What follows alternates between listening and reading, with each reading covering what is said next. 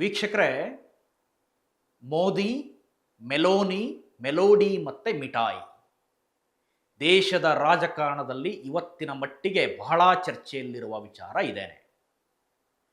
ದೇಶದ ಜನತೆಗೆ 7 ಸಪ್ತ ಸಿದ್ಧಾಂತವನ್ನು ಕೊಟ್ಟಂಥ ಪ್ರಧಾನಿ ಮೋದಿ ವಿದೇಶಕ್ಕೆ ಹೋಗಿದ್ದಾರೆ. 5 ದೇಶಗಳ ಪ್ರವಾಸವನ್ನು ಮುಗಿಸಿ ಈಗ ಮತ್ತೆ ಭಾರತಕ್ಕೆ ಹಿಂದಿರುಗಿದ್ದಾರೆ. ಆದರೆ ವಿದೇಶ ಪ್ರವಾಸಕ್ಕೆ ಹೋದ ಮೊದಲ 4 ದಿನ ಏನೂ ಸುದ್ದಿಯಾಗದೇ ಇರುವ ಪ್ರಧಾನಿ ಮೋದಿ 5ನೇ ದಿನಕ್ಕೆ ಮೆಲೋನಿ ಅವರಿಗೆ ಚಾಕ್ಲೇಟ್ ಕೊಡುವ ಮೂಲಕ ಸುದ್ದಿಯಾಗಿದ್ದಾರೆ. ಆ ಸುದ್ದಿ ಜಗಜ್ಜಾಹೀರಾಗಿದೆ. ಇಂಡಿಯಾದ ಪಾರ್ಲೆ ಕಂಪನಿಯ ಚಾಕ್ಲೇಟ್ ಮೆಲೋಡಿ. ಹಿಂದೆಲ್ಲ ಇದು ಬಹಳ ಫೇಮಸ್ ಚಾಕ್ಲೇಟ್ ಆಗಿತ್ತಂತೆ. ಪಾರ್ಲೆ ಕಂಪನಿಯವರು ಈ ಚಾಕ್ಲೇಟನ್ನು ಉತ್ಪಾದನೆ ಮಾಡ್ತಾ ಇದ್ರಂತೆ. ಇದೇ ಚಾಕ್ಲೇಟ್ನ ಒಂದು ಪ್ಯಾಕೆಟನ್ನು ಮೆಲೋನಿ ಅವರಿಗೆ ಕೊಟ್ಟಿದ್ದಾರೆ.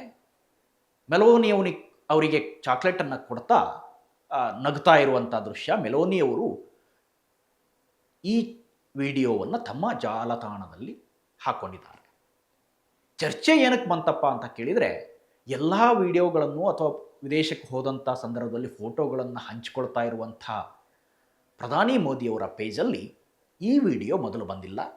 ಬದಲಾಗಿ ಜಾರ್ಜಿಯಾ ಮೆಲೋನಿಯವರ ಇನ್ಸ್ಟಾಗ್ರಾಮ್ ಖಾತೆಯಲ್ಲಿ ಅಥವಾ ಸೋಷಿಯಲ್ ಮೀಡಿಯಾ ಖಾತೆಯಲ್ಲಿ ಈ ಸುದ್ದಿ ಜಗಜ್ಜಾಹೀರಾಗ್ಬಿಡುತ್ತೆ. ಪ್ರಧಾನಿ ಮೋದಿಯವರಿಗೆ ದೇಶದ ಆರ್ಥಿಕತೆ ಬಗ್ಗೆ ಯಾವುದೇ ಚಿಂತೆ ಇಲ್ಲ. ದೇಶದ ಜನ ಇಲ್ಲಿ ಸಾಯ್ತಾ ಇದ್ದಾರೆ, ಅನ್ನ ಇಲ್ಲದೇನೆ, ಪೆಟ್ರೋಲ್ ಇಲ್ಲದೇನೆ, ಡೀಸೆಲ್ ಇಲ್ಲದೇನೆ. ಆದರೆ ವಿದೇಶದಲ್ಲಿ ಮೋದಿ ಮೋಜು ಮಸ್ತಿ ಮಾಡ್ತಾ ಇದ್ದಾರೆ, ಮೆಲೋನಿಗೆ ಚಾಕ್ಲೇಟ್ ಕೊಡ್ತಾ ಇದ್ದಾರೆ ಅಂತ ವ್ಯಂಗ್ಯ ರೂಪದಲ್ಲಿ ರಾಹುಲ್ ಗಾಂಧಿ ಅವರನ್ನು ಟೀಕೆ ಮಾಡಿದ್ದಾರೆ. ಕೇವಲ ರಾಹುಲ್ ಗಾಂಧಿ ಮಾತ್ರ ಅಲ್ಲ, ಮಲ್ಲಿಕಾರ್ಜುನ್ ಖರ್ಗೆ ಅವರು, ಕರ್ನಾಟಕದ CM DCM ಎಲ್ಲರೂ ಕೂಡ ಟೀಕೆಯನ್ನು ಮಾಡಿದ್ದಾರೆ.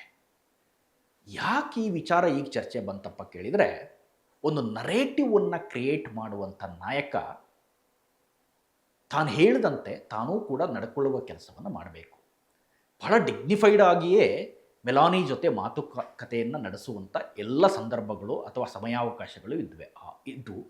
ಆದರೆ ಮೋದಿಯವರು ಅದನ್ನು ಮಾಡದೆ ಚಾಕ್ಲೇಟ್ ಕೊಡ್ತಾ ಇದ್ದಾರೆ, ಚಾಕ್ಲೇಟ್ ಕೊಡೋದನ್ನು ರೀಲ್ ಮಾಡ್ತಾ ಇದ್ದಾರೆ ಅನ್ನೋದು ಭಾರೀ ಚರ್ಚೆಗೆ ಗ್ರಾಸ ಆಗಿದೆ.